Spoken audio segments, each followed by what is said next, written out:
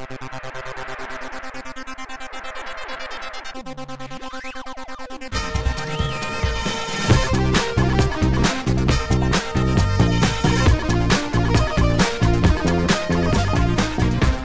guys, welcome back. This is episode 103 of Matt Chat, featuring the second and final part of my interview with Darkstar creator Mr. Jeff Williams.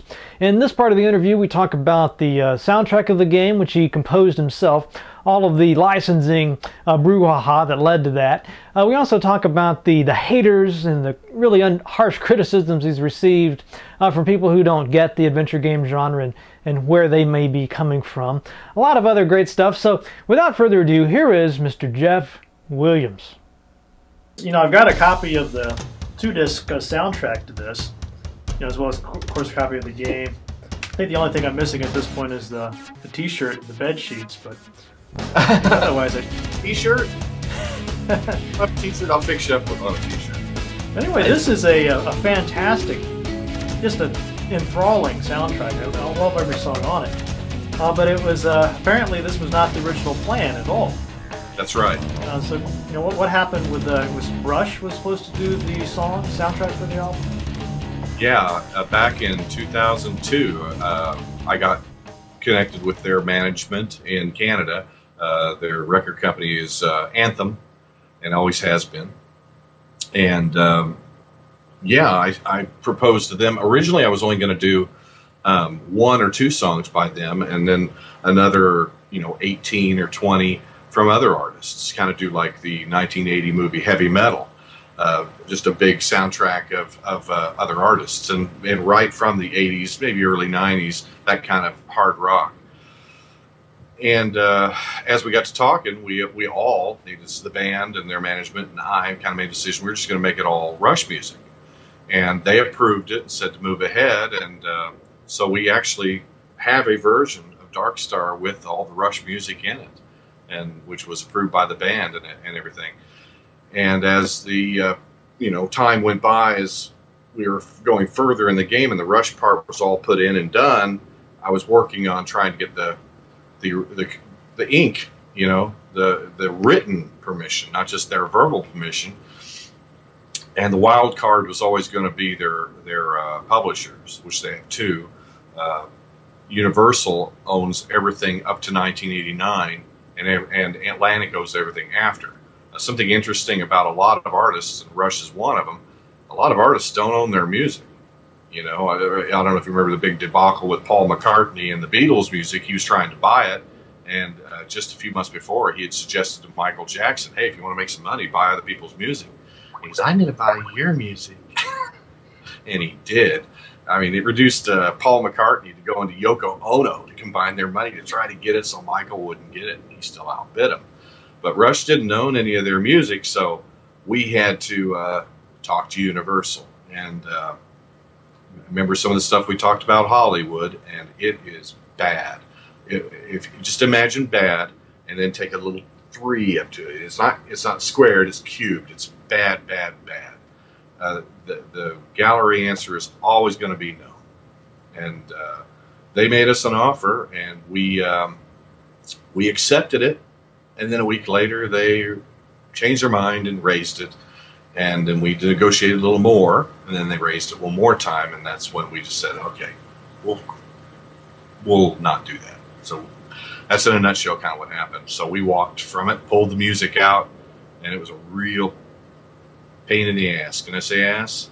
Pain in the ass. You can say whatever you want to say. Yeah, but it was the best thing that could have ever happened. Now it's all ours. And so I went back in the studio with my 80s musician friends, and I picked up my bass guitar and put new strings on it, and we started hammering out music. We had to put a lot of it together very, very quickly. Some of the ambient music was already done. About 18 of the 38 songs, they were going to be there with the Rush music anyway, but we were short about 20 tracks for some of the action sequences, and that's when we had to get the drums out, put together some tracks. We had to do it very quickly, and the pressure is what made it come out so good. If we'd had all that time to do it, I don't think it would have had the intensity. We just went in there and rocked really hard, and it was fun to do. And that seems to be, you know, say what you will about the game, that seems to be the one thing that people say, well, the music is good. So I'm glad it's us. And they would have said that about Rush too. But I was kind of sad it didn't, Rush thing didn't. But, no, it didn't. You said that you sort of went into this as an honest man of integrity, you know, somewhat naive, and then just kept getting screwed over again and again. You know, if you were starting over right now, knowing what you do now, what would you have done differently? Well, I mean, I wouldn't even gone down some pathways, you know. Certainly wouldn't have gone, if I'd known the gauntlet you had to run to get music licensed for something like this, and if I'd known some of the tricks that they play, because this thing that they did to us, they do to everybody. I mean, go online and look, and Universal is the worst about it. I mean, they'll tell, if a guy has a movie idea and he wants to put some music from some band or some music that they own in it, they'll just say, oh yeah, put it in there. Oh yeah, get it going. They say, well, let's go ahead and work the contract. How much will it cost? They'll never tell you how much it costs until you're hooked, until you've got it edited in, and until your publisher or 20th Century Fox or whoever's putting your movie out, or Activision, whoever's putting your game out, has approved your project based on the fact that, ooh, it's got this in it. So they know that if they yank it, you might lose your deal. What they didn't count on with me is I didn't need that. I mean, I had some of that going on. Some of my publishers were really hoping that would be there, but it wasn't a deal breaker for me. And I just, so I wouldn't go down those pathways. Remember, my attorney one time said, man, you don't operate like a lot of the people out here. And I said, well, what do you mean? He goes, well, you just kind of put it all out there. You tell it like it is. And you say, hey, what are we going to do here? You're honest. And he says, you're going to pay a big premium for that, working out here. And I said, well, should I change? Should I just shut up and let you deal with them? He says, no. He goes, I think it's the way everybody should be. And I think in the end you'll come out fine, but it's going to be harder for you. And it was a lot harder for me. And you'd also hit a lot of technological issues along the way, right? I think you had originally intended this to be a console game, but then you had some problems with, is it iShell or QuickTime or some type of issues like that? Yeah. Back when we started this, going to consoles was very logical and very doable, you know, and of course that's back in 2002, 3, and 4. And the idea was always to put together the PC version first, get a publishing deal, and then port it to whatever consoles that they saw fit. It was up to them. I didn't care. It was their problem.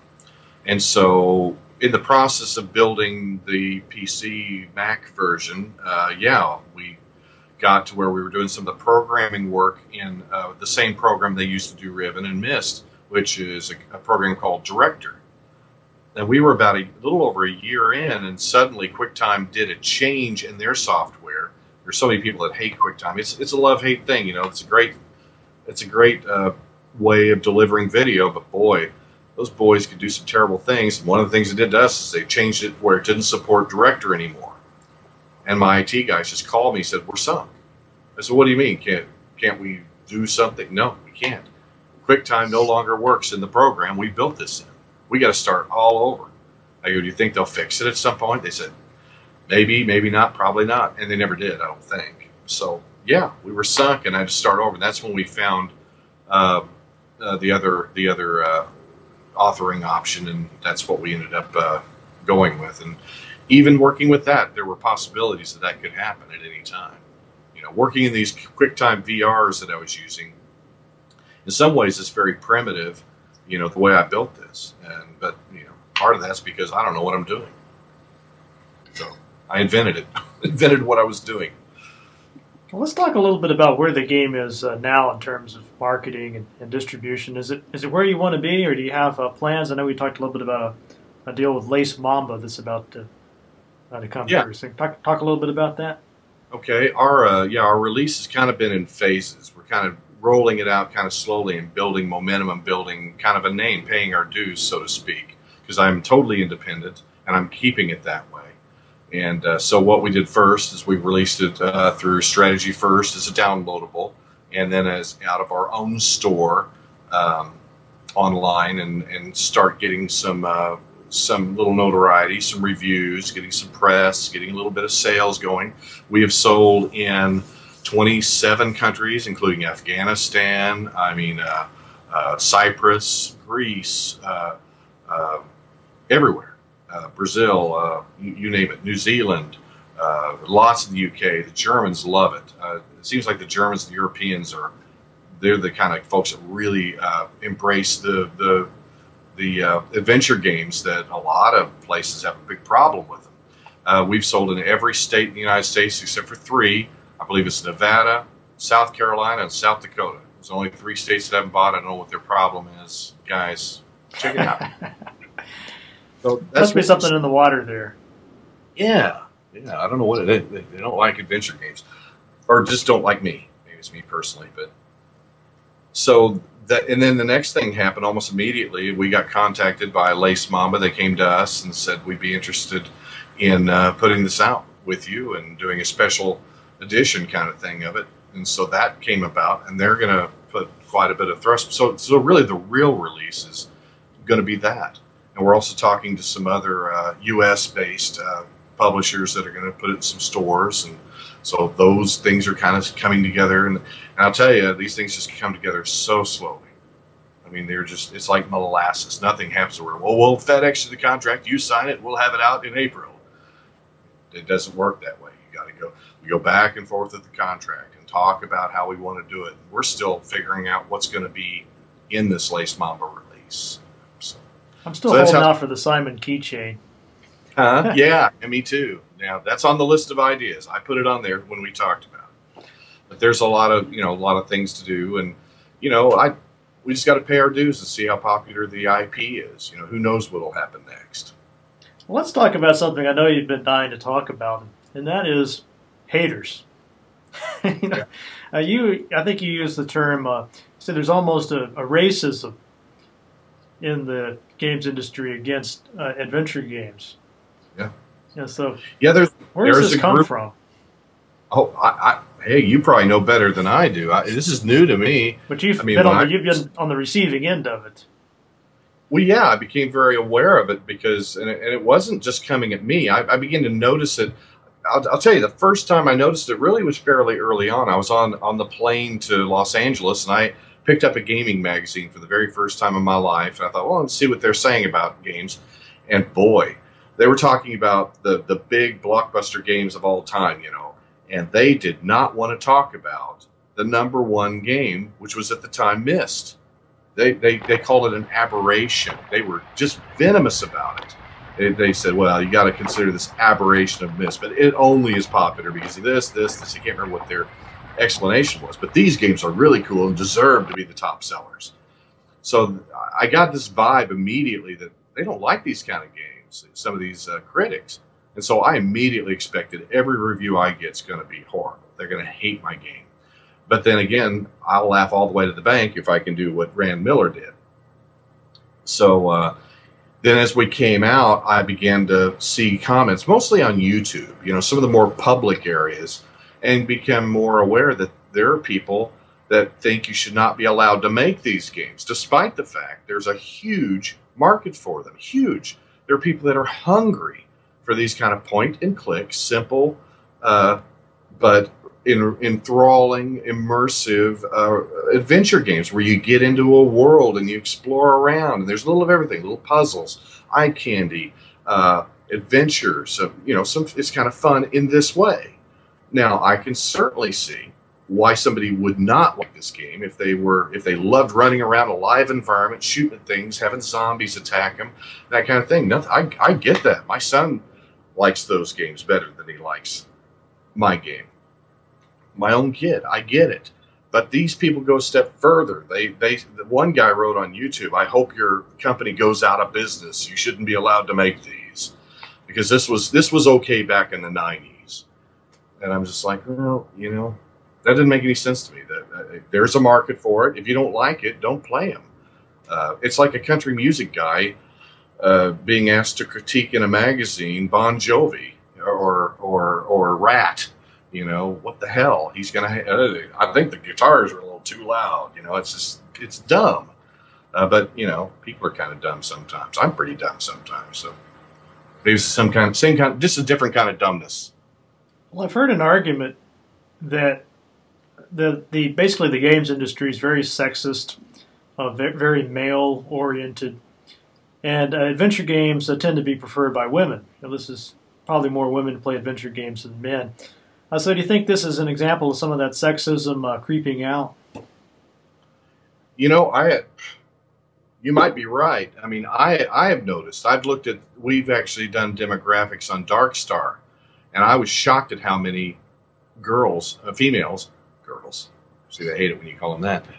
A lot of female audience. We had tons of it. I mean, more than I ever would, especially in the European women, London, England, and in Germany and Belgium, and these women really like it. And you know, at first, a lot of people online would be talking about this. They noticed it too.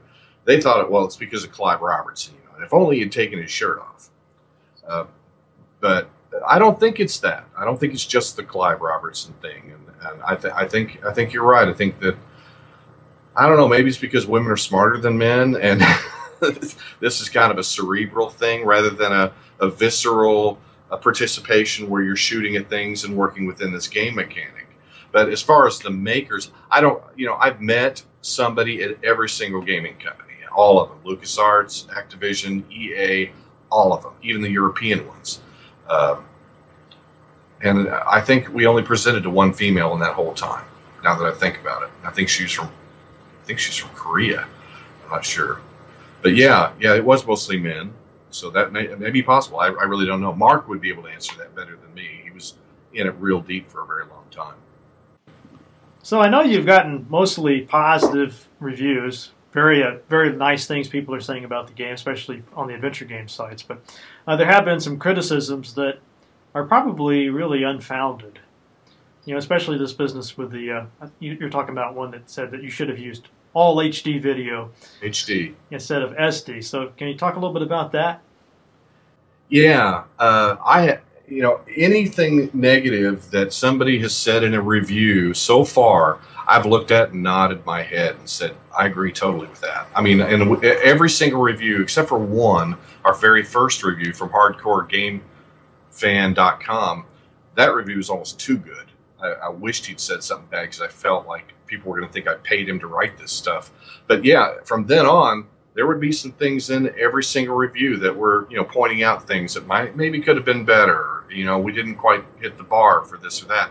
And every single one of those things I looked at and said, yeah, I agree with you. I can see where you'd say that. The one thing that kept coming up, though, from time to time is, why isn't all this footage in HD? I mean, gosh, it's because you started making this in the early 2000s. You didn't have the technology. No, that's not it. Say what you will about all the other things. Say what you will about our story, our graphics, our animation, whatever. This is a bucket and how much water will fit in it kind of issue. Okay? These Blizzard games, I have seen some of the cinematics in the Blizzard games, and they are gorgeous. The little thing in StarCraft 2, oh my God, the suit and the guy and the it's just awesome, and it's 20 minutes long. It's 20 minutes long. I have 13 hours, 13 minutes, and 15 seconds of video footage in Darkstar. Now, if that were in HD, the game would cost about $322. It'd be in a stack of DVDs for all that footage to be HD. And I've even had people say, why didn't you make it 3D? The technology was available. Why didn't you do it? Well, because I thought that was a stupid thing to do. What I wanted to give them was a lot of material. And what you mentioned before about the forks in the plot, that added a lot of direction and a lot more content, because the story linearly, if I were to edit together as a movie, would be tons shorter. But to put in all the forks and all the different things you can do, you get all this stuff.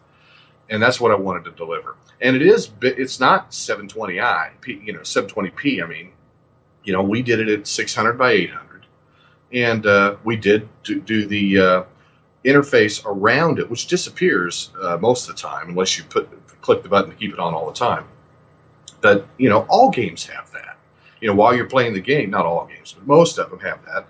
When I walk in my boy's room and he's playing, there's crap all the way around, you know, little gun sites and life and, you know, how many skeletons of dead guys and, you know, all this stuff's around there. So I really didn't feel bad about that. And if we had stretched our 600 by 800 to fit the huge screens today, it would get a little pixely. So I felt like that was okay to do and give you more. Now, I could have given you 20 minutes and it could have been high def, but that was a choice. So when people say that, I'm just like, oh, oy vey. It seems like most of the reviews I read where they talked about how gorgeous the graphics were and how immersive the atmosphere felt. I mean, how do you feel about it? Well, we got that from Lucas. You know, I know the stuff looks good. You know, I mean, Lucas, one of the top guys at Activision. Jeff Yap, Jerry Bruckheimer's guys. We were invited to go show our stuff to them out in Santa Monica, and we don't even know why. You know, we got invited by Jerry Bruckheimer's guys, his game company, to go show him our stuff. They wanted to see it, and they looked at it, and they just, you know, I mean, you almost had to wipe drool. And I took my whole team there. Clive came, the actors came. We took a whole entourage, you know, and went to Bruckheimer's studio with a big, huge life-size mast of the Pirates of the Caribbean thing in their lobby, you know, and went back and showed them the stuff. And they were just like, this is gorgeous. And one of the guys worked with Rand Miller working on Myst and some of the games, some of the, I think, Ribbon 4 or Myst 4. I think he worked on that one. And he said, this is just gorgeous stuff. And we're just like, well, cool. All right. Well, we'll talk to you in a week or two. And I never heard from them again. And they didn't return calls anymore. And so I don't even know why they wanted to see us. But, you know, I know the stuff looks good, you know. But your monitor has to be set right. I have noticed that some Dell monitors out of the box are way too bright. So you can see our matte lines when you blow it up really bright. And I bet you Star Wars, you can see their matte lines if you blow it up. I don't know. But I was getting a lot of reports from some people saying, boy, it just looks like the actors just pasted on this background. It looks like crap. I was like, what are you talking about? And then it turned out they were right. Some of these people have, my son's laptop had it that way. So calibrate your monitors, guys. It'll look a lot better. Everything else will too. So. Yeah, I just noticed I was playing a game called it's a Batman game. I think it's called Arkham Asylum. I've heard about it. That's the first thing they did was they showed you, the Batman logo, and you had to adjust the brightness level, I think. Well, I actually have a box in my setup for you to do that, but, you know, I need to make it a required thing. Riven had that. Riven had the little Riven logo in a black box. It was gray, and you're supposed to make it to where it just went away, and you'd be fine. I should have done that. That's my bad. My bad. People are complaining about our matte lines. They're right, but fix your monitor. Please. Well, what are your plans at this point, Jeff? Are you planning to make a sequel or make a totally different kind of game? I mean, what's on your plate? Bitching that you and I have done about sequels and reboots, you asked me this. We could call it a prequel. Absolutely, we got to do 3 sequels before we do the prequel. That whole Mars Revolution would be an interesting. Yeah, we got to really confuse everybody. We can't do this shit in order. First thing I need to do is get this thing completely put to bed, and I think we're still earning respect in the gaming industry. We got it in the adventure gamers area, absolutely, hands down. I've had 3 or 4 reviewers, and people are pretty critical of a lot of games, say that this is as good as it gets in the adventure game genre. But here's another thing to the point we were talking about earlier. Is you'll notice, and I want to say you might have even done it too, but almost all of them will say, if you're overall game lover, this is like a C+ or B-. If you're an adventure game lover, it's an A. If you're really missing the old FMV games, it's an A+, and you've got to have it.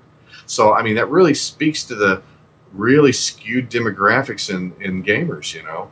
So I think we're still paying our dues before I start putting money into doing a sequel and committing to saying I'm going to do something like that. But this still has I don't think the real release has even really happened. We're almost still in the testing of the waters stage and just getting a little bit of notoriety. I think what Lace Mamba does and some other things we're going to do with this are going to really decide on whether we're going to be accepted in the mainstream. Right now, we're kind of an underground aberration like Myst was, you know. It's kind of what we are. Have you thought about trying to target the iPad We have. We have. I've had a lot of interest in that, and a lot of my tech guys have said, this is made for iPad or even iPhone. I haven't seen it, but I heard that Mist came out on iPhone and that it works really great and it looks awesome. And then nobody can complain about my graphics not being high def. But I've been told that that's a great idea. And once again, that's kind of something that's on the table to possibly do. All right, Jeff. Well, it's been a real pleasure talking to you. Is there anything else you wanted to add or chip in that I haven't asked you about? You're the man. I don't know. I really appreciate the opportunity, and thanks a lot. Pleasure was all mine, Jeff. Good luck with Darkstar, and I'm looking forward to whatever else you come up with. Awesome. I appreciate it, my friend. And that's all for this week's episode. I hope you guys enjoyed that. Should be back next week with another retrospective, and I haven't decided what game to cover yet. I might be leaning towards something from Sensible Software, since I have John Hare coming on after this retrospective. So if you got suggestions for games that I haven't covered yet, or maybe you want me to revisit one I've already covered, feel free to suggest that in the comment box. You can do that on this video or on the channel. Now I still want to thank everyone who has donated in the past, but I got to tell you that the donations have really declined steeply, dramatically. I wasn't even able to fill up the old drinking horn this week. So, you guys who have already donated, I really appreciate that. But all the others who have been on the fence about this, now if you like the show, you'll like it even more. You'll get whatever pleasure you get out of me. You will get 10 times more if you donate. Now, I'm not sure how this magic works, but if you get something for free, you're not going to appreciate it as much as if you've paid for it in some way. Just a fact. And so why don't you do this for yourself? Chip in. You're not asking for a lot of money here. You can donate $5. You can do the $5 a month subscription through PayPal. Very easy to set up. Set it and forget it. And you'll be doing your part to keep this show alive. And I really think there's lots of other shows out there that are doing the Nintendo games, the console games. There's a lot of interviews out there. There's people always seeking out people like Will Wright and Sid Meier, the big shots, to tell their stories. But, how many other channels do you know that are interviewing people like Jeff Williams or John Hare or Arnold Hendrick? People that haven't really gotten their fair share of attention, and really the games that haven't gotten their fair share of attention. And people pass away. I was just looking, I got a copy of Telengard here, Daniel Lawrence.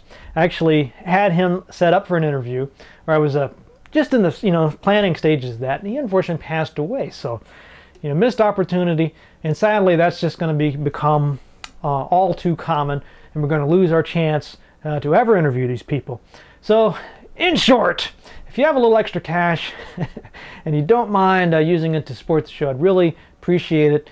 Even if it's just $5, $10, that's fine. I like to have it. All right, so I thought I would leave you with a bit of a motivational quote after that. This is from Henry Ford, and it goes something like this.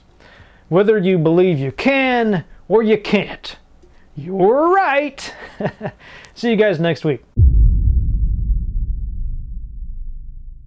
Get out of there, are you crazy? If crazy is a state of mind, then I'd be the proud governor of that state.